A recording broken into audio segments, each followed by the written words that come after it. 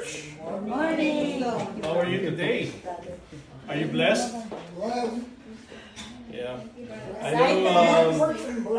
know Brother Dave is very excited to see the grandson coming out. That's indeed a blessing, right? Blessing. Yeah. Well, birth is always a blessing to the parents and to the grandparents. Yeah, most of the time the grandparents are more excited, right? Amen. Amen. Yes. So today we're going to discuss a very important topic that is not always discussed. And I would like to start by telling you that there was a movie in 2014 that was released which stars Nicolas Cage, and the title is Left Behind. Oh, left behind. Yeah. Yeah. So in that movie, Nicolas Cage was a commercial airline pilot, and while he was flying a plane in mid-air, they discovered that a lot of passengers just disappeared, but their clothes and belongings remained intact in their seat. And when he landed the plane, he discovered that millions of people just vanished. They were all raptured. The rest were left behind on earth. So before this movie, there was a trilogy of movies that were shown in 2000, 2002, and 2005. Earlier than the movie of Nicolas Cage in 2014, which actually discusses rapture. And these movies were based on the Left Behind book series by Tim LaHaye and Jerry B. Jenkins. And they all deal with one subject matter, which is the rapture. So, why am I telling you all of this? There is a future event described in the Bible, in various books and verses, called the rapture. It is where the Christians will meet with Jesus up in the air, both the dead and the alive as well. And it will come in a future date, maybe when we are all dead, or it can come very soon while we are still alive. Just like in the movie, you do not want to be caught unaware and be left behind, right? And if Jesus were to come today to take the Christians with him, would you like to be left behind? Of course not, right? Every one of us would like to be caught up with Jesus on the air. Amen. No one wants to be left behind. Yes. So today we are given a warning that Jesus may come anytime. Okay? So if you have your Bible, I would like to invite you to read with me our reading for today in 1 Thessalonians chapter 4, verses 13 to 18. So I will be reading from the New King James Version. For verses 13 to 18. 1 Thessalonians chapter 4, verses 13 to 18. The Word of God reads like this. But I do not want you to be ignorant, brethren, concerning those who have fallen asleep, lest you sorrow as others who have no hope. For if we believe that Jesus died and rose again, even so God will bring with him those who sleep in Jesus. For this we say to you by the word of the Lord, that we who are alive and remain until the coming of the Lord will by no means precede those who are asleep.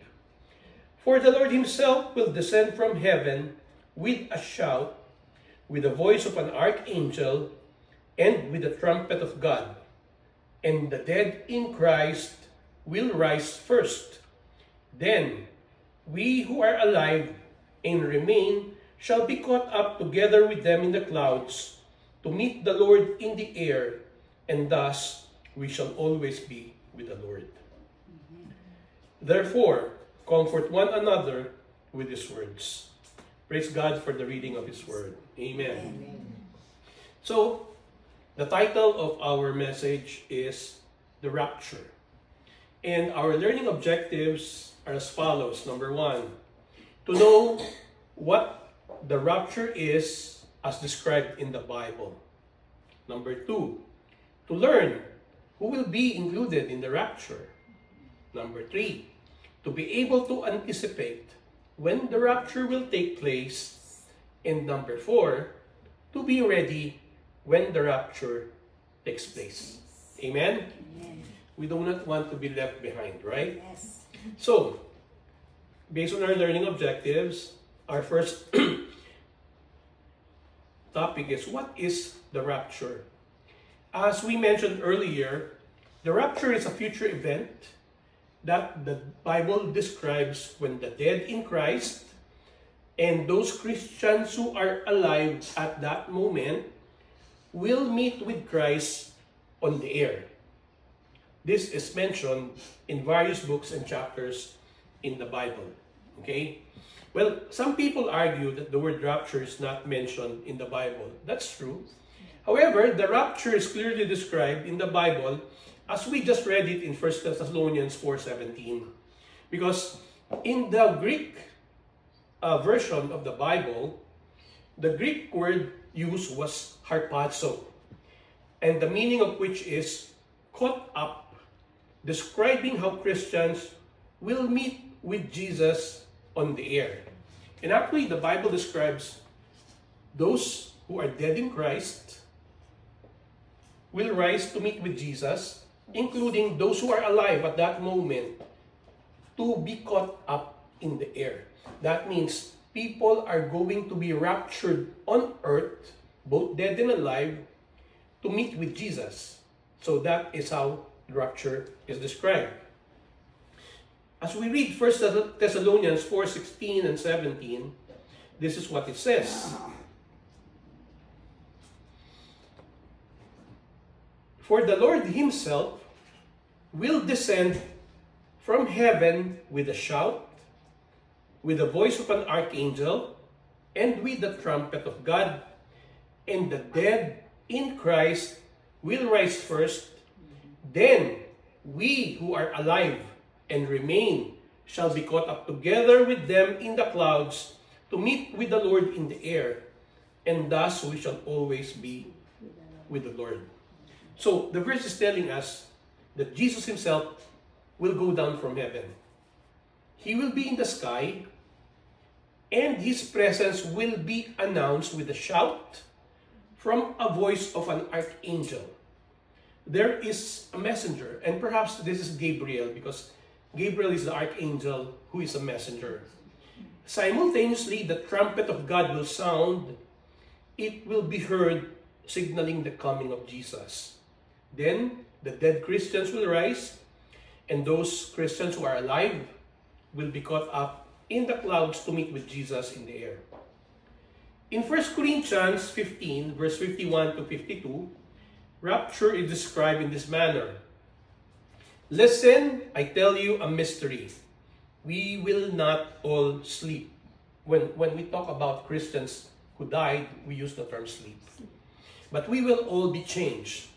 In a flash, in a twinkling of an eye, at the last trumpet. For the trumpet will sound, the dead will be raised imperishable, and will be changed. So here in 1 Corinthians chapter 15, verse 51 to 52, the Bible is telling us that not all Christians need to be dead during the rapture. It used the words, we will not all sleep, which means we will not all be dead. However, both the dead and the living will be raised imperishable and will be changed. When the Bible used the word imperishable, that means from our earthly human body, we will be transformed into a new and glorified body. This will happen in a flash that is very sudden, in the twinkling of an eye, which means that even before you are made aware of it, at the last trumpet, in the same manner as described in 1 Thessalonians, the trumpet of God will be heard. third verse where the rapture is described is in Matthew 24, 36 to 42. It is described as follows. But of that day, and no one knows, not even the angels of heaven, but my Father only. But as the days of Noah were, so also will be the second coming of man, of the Son of Man. For as in the days before the flood, they were eating and drinking, marrying and giving in marriage, until the day that Noah entered the ark, and did not know until the flood came and took them all away. So also will the coming of the Son of Man be. 2 men will be in the field, one will be taken, and the other left. 2 women will be grinding at the mill, one will be taken, and the other left. Watch therefore, for you do not know what hour your Lord is coming. Okay? So, Matthew is describing the rapture. It will take place at a day and an hour. No one knows, not even the angels, that it will take place. However, it will take place like this. 2 men will be in the field, one will be taken, one will be left. 2 women will be grinding, one will be taken, the other one will be left. Okay? And ironically, in the movie Left Behind, a pastor was left behind. You know, it could happen even to people who call themselves Christians, that they can be left behind. There is a big difference between people who identify themselves as Christians and those who are actually Christians. Okay? Difference between those who identify themselves as Christians and those who are actually Christians. Christians are supposed to be followers of Christ. Christians are people who obey the commands and teachings of Jesus. It is not simply a label we put on ourselves. Remember this, a Christian is not a mere label on a person. A Christian is one who died to himself with Jesus and rose up and lived with Jesus in control of his life. Okay? I hope we get the distinction. Fourth verse where the rapture is described is in Luke 17, verse 34 to 36. And Luke 17, 34 to 36 tells this to us.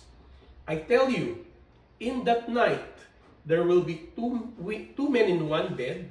The one will be taken, the other one will be left. 2 women will be grinding together. One will be taken, the other will be left. 2 men will be in the field. One will be taken, the other left. So just like in Matthew, Luke described what will happen at the time of the rapture. People will disappear before other people's eyes. Just imagine you and your friend talking, and suddenly, he or she disappears before you. Right? Better yet, both of you disappear before other people. The best scenario is every one of you, including your family and your loved ones, are all raptured. Amen? Amen. So make sure that everyone, you and your loved ones, are truly saved. How? Make sure that you are living according to the teachings of Jesus. Amen? Amen. So a pastor was telling a message about the rapture, and Satan was trying to distract everyone, because Satan doesn't want people to understand the rapture, because Satan wants all people to be left behind. And he was doing everything he could, but the people are still listening. So Satan himself decided, I will show up in the service. So he showed up in his worst appearance, red, flaming hot, with 2 horns, with a tail, with his pitchfork pipe, and so everyone scampered away, including the pastor, except for one old man who was seated in front. And Satan said, aren't you not afraid of me? The old man said, no. Do you know who I am? Yes, you're Satan. Why are you not afraid of me? Why will I be afraid of you? I've been married to your sister for 50 years.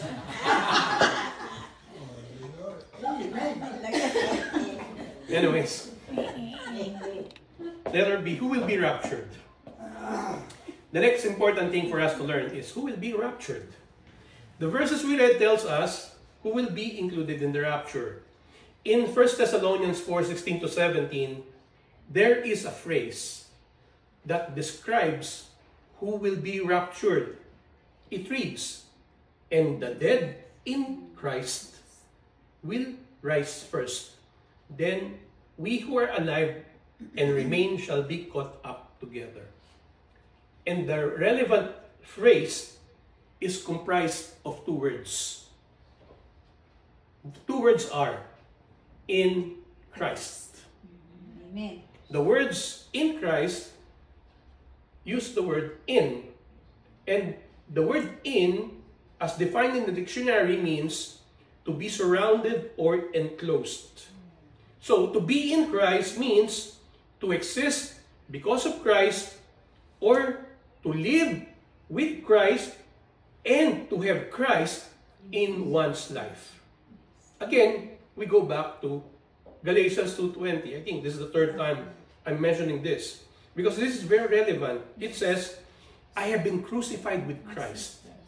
It is no longer I who live, but Christ lives in me.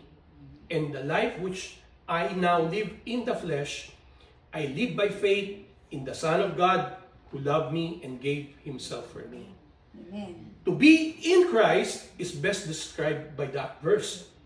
It specifically says, "It is no longer I who live, but Christ lives in me." So, to be in Christ means that our old self died with Jesus on the cross, and Jesus gave us a new life which we now live. Amen? Amen. That's why we're called born-again Christians. Because we were born again, because we already died to ourselves. Amen. Galatians 2:20 went further, saying, "The life which I now live in the flesh, I live by faith in the Son of God." So now, we are living by faith. Amen? Amen. Everything we think, we say, we do, must not be out of our own decision, but based on what Jesus directs us to say, think, and do.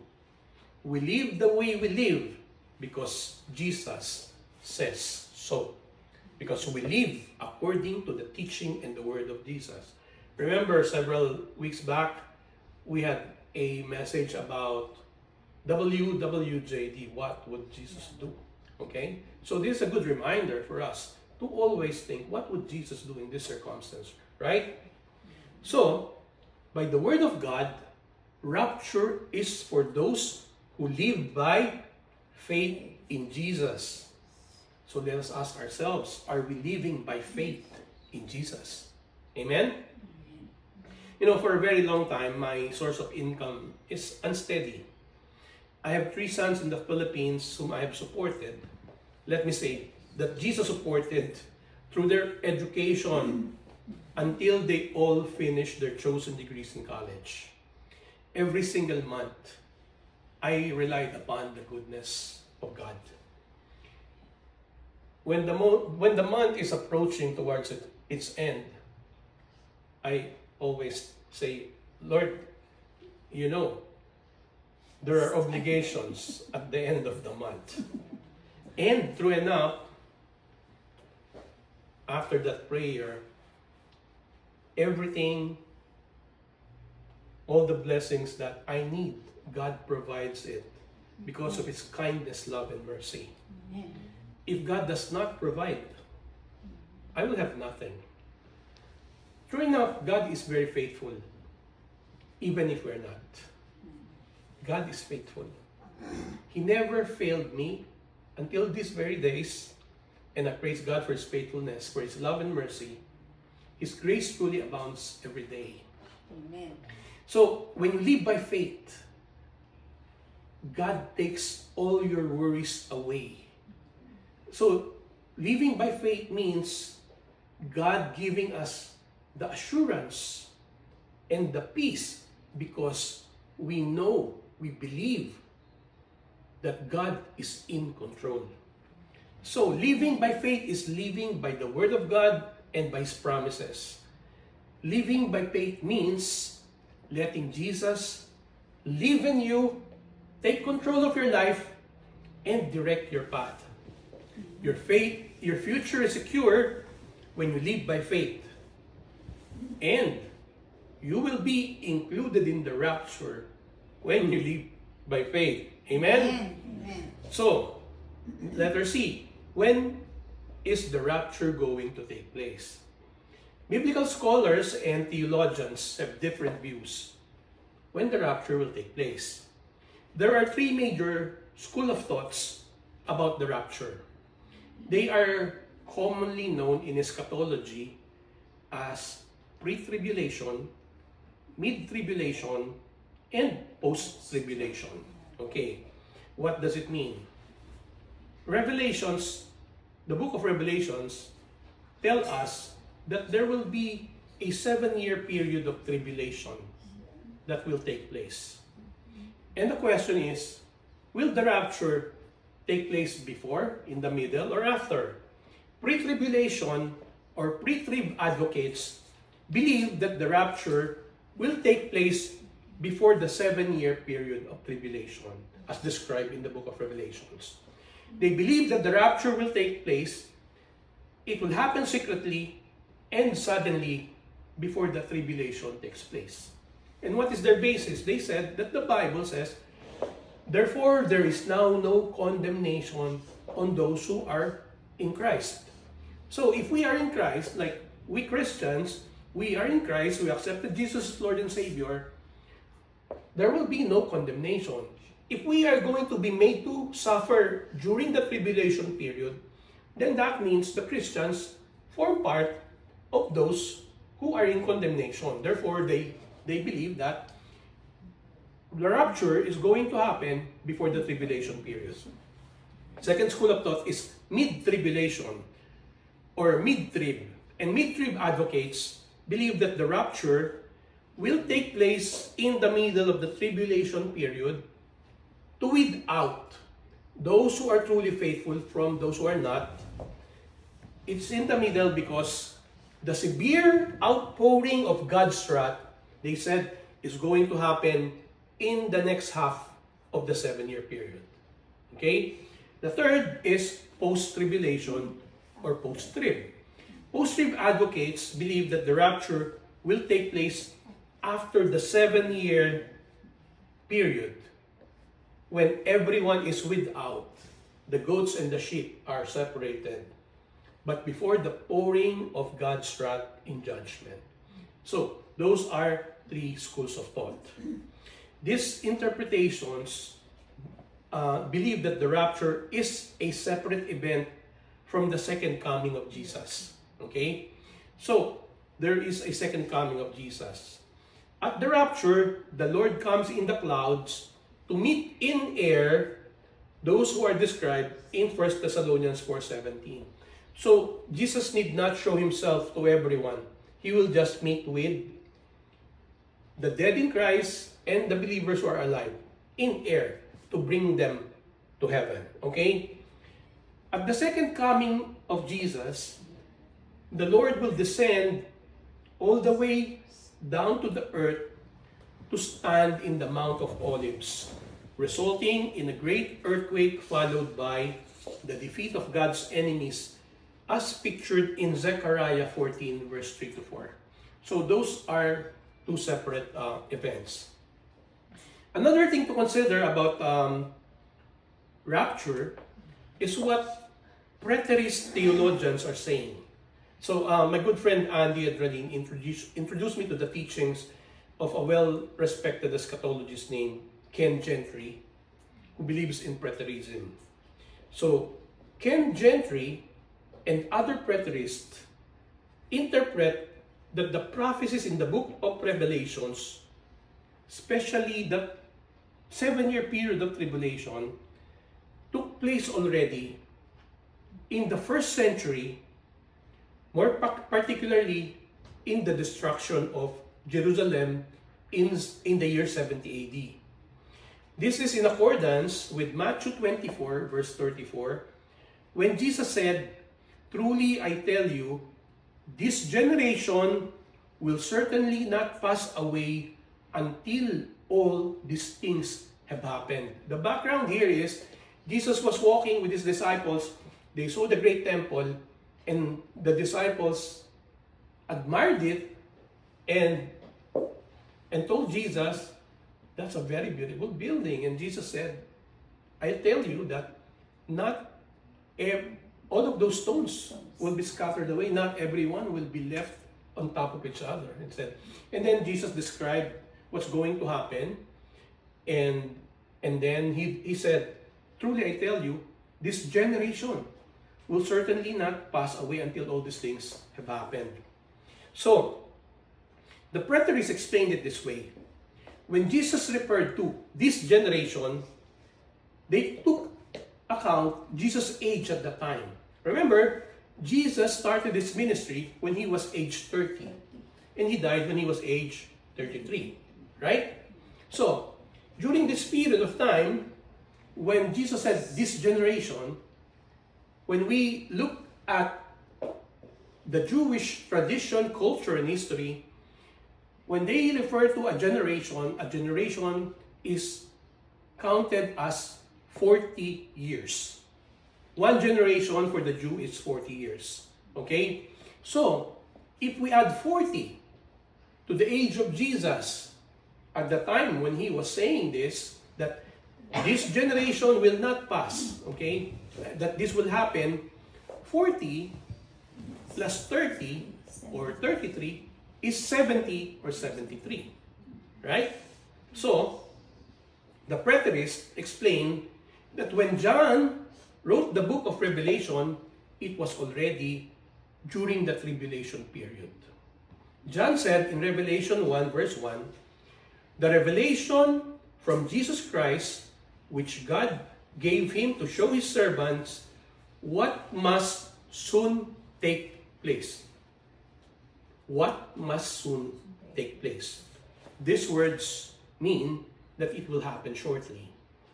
In Revelations 1 verse 9, John specifically said, "I, John, both your brother and companion in the tribulation and kingdom and patience of Jesus Christ, was on the island that is called Patmos for the word of God and for the testimony of Jesus Christ."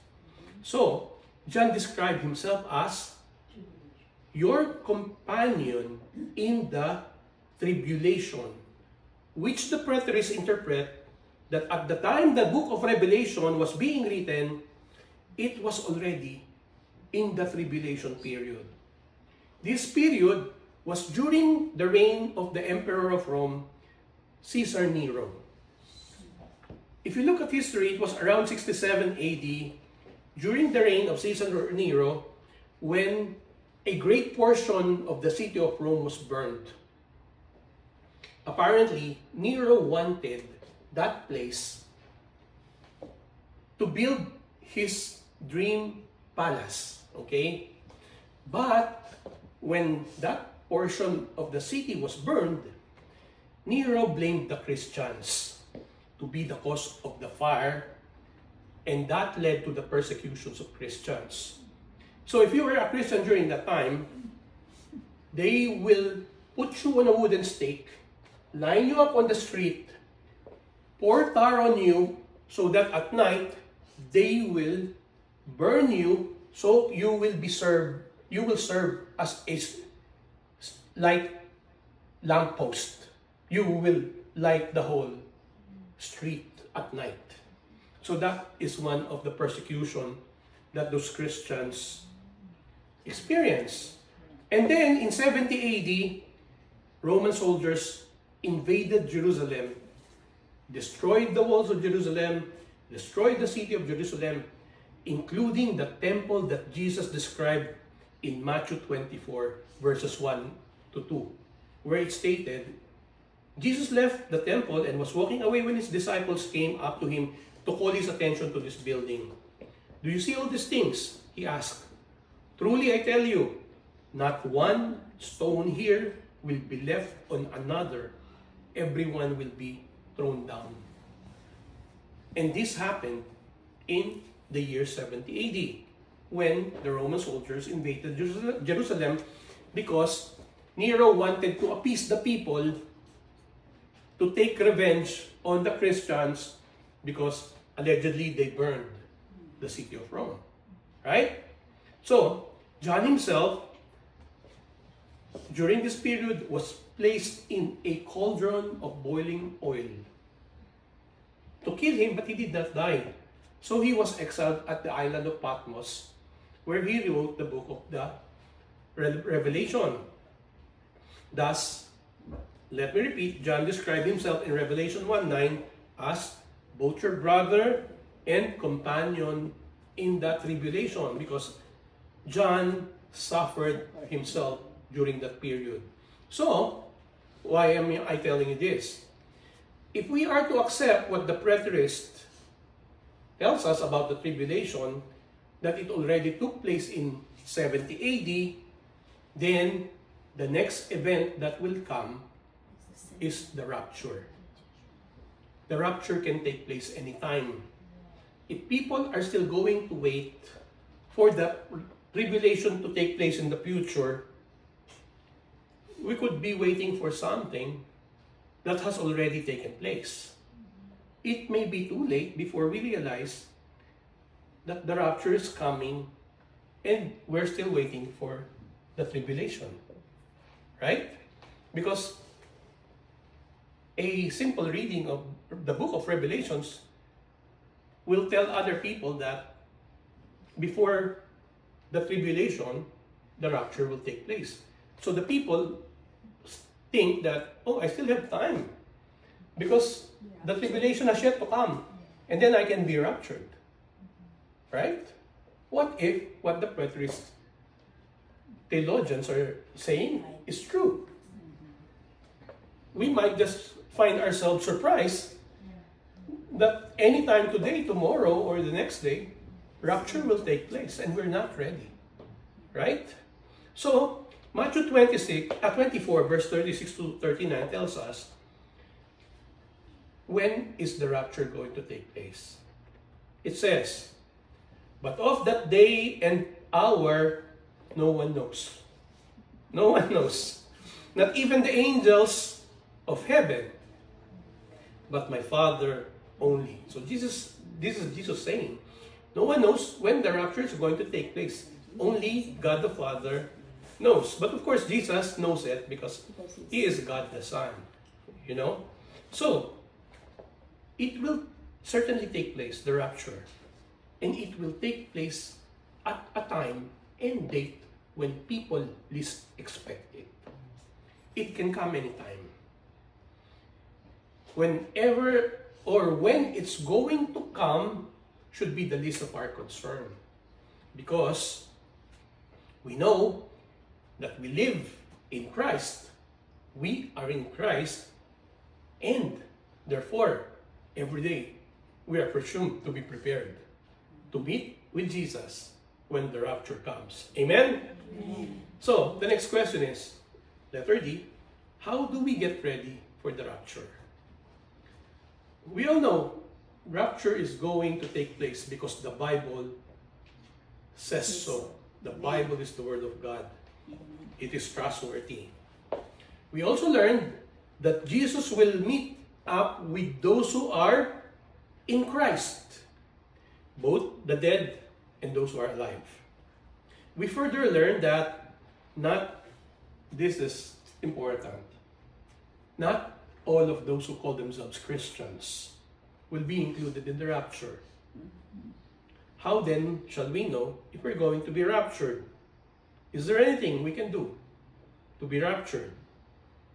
It is vital to understand that only those who believe that Christ is the Son of God, was crucified, died, buried, raised from the dead for the atonement for sins, will be raptured. If you believe and repent of your sins and accepted Jesus as Lord and Savior, you will be raptured. As we have discussed, one should not be a Christian only in name, Amen. but needs to be in Christ, as we have discussed earlier. Okay? So, do we need to do anything in particular to be raptured? The answer is yes and no. Okay? Yes, because people who wants to be saved must accept Jesus as Lord and Savior. This is for those who have yet to accept Jesus as Lord and Savior. Alright? And the moment we accept that Jesus is Lord and Savior, we are saved. We do not need to do any works to be saved, because Jesus did everything on the cross. Right? Amen. So, but let me make this point clear. Because Jesus said in Matthew 7:21, not everyone who says to me, Lord, Lord, shall enter the kingdom of heaven, but he who does the will of my Father in heaven. Hindi lahat ng tumatawag ng Panginoon, Panginoon ay maliligtas. Yun lamang sumusunod sa kalooban ng aking Ama sa langit. Is that clear? Right? Amen. This means that a person who accepts Jesus as Lord and Savior must become a new creation in Christ. Shedding off the old self, instead of the old ways, a new person comes out. A new person that bears the fruit of the Spirit. So, let us ask ourselves, am I transformed by the Holy Spirit? Have I left my old self, and instead of my old self, I allowed Jesus to live in me? If we are not certain that we are truly born again, we must repent and ask Jesus to come into our lives. Amen? So, let me end with this. Amen. A seed that is planted on the ground dies in itself. It is buried and then watered. And then, by God's power, a new plant will begin to sprout with tender stems and leaves. Then, it grows fully into a plant, and when it matures, it will flower and bear fruit. Right? In the same manner, when we accept Jesus, we die to ourselves.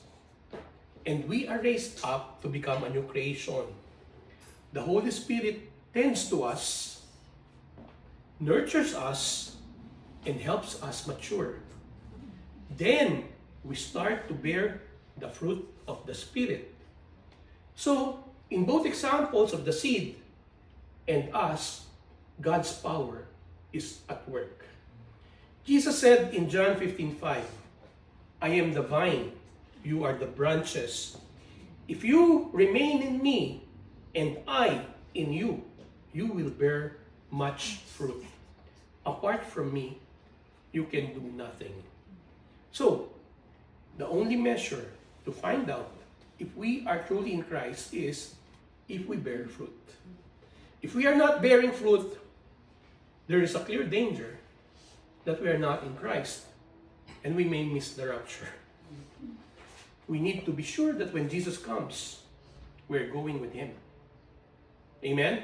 Amen. So I invite everyone to stand. Let us again pray the prayer of acceptance just to affirm our commitment to the Lord Jesus, that we truly accept Him as Lord and Savior. Amen? Lord God, Heavenly Father, forgive me for all my sins. Cleanse my heart. I invite you, Jesus, to come into my heart. I accept you, Jesus, as my Lord and Savior. Help me to live according to your words. Help me, Jesus, to become in Christ, that I may join you and the rest of your people when you come to take us. And this I pray in your mighty name. Amen. Lord God, Heavenly Father, once again we praise you and thank you. Thank you for this message that has awakened us, that we should be ready anytime because your Son is coming to take us. Jesus, we thank you because we know that you have given us the gift of salvation. And as you come, whether it's today, tomorrow, or in other days ahead, we will be with you. Holy Spirit, thank you for the message that you have given to us. Thank you for this warning. Thank you for this life-giving message because we know that you love us. And Lord, we pray for the sick people, our friends, our loved ones, our relatives. Please touch them with your healing hands. We just submit to you, Lord, that it is your will that will be done, but we ask you this favor. And as we leave this place, Lord, we pray for your traveling mercy, that we may reach our destination safe and sound as you have brought us here. We pray for the son that is going to be born today. Please deliver him completely, fully, healthy, and under your name and guidance. We praise you, we glorify you. In the mighty name of Jesus, and the people of God say, Amen. Amen. Praise the Lord. Thank you, Pastor.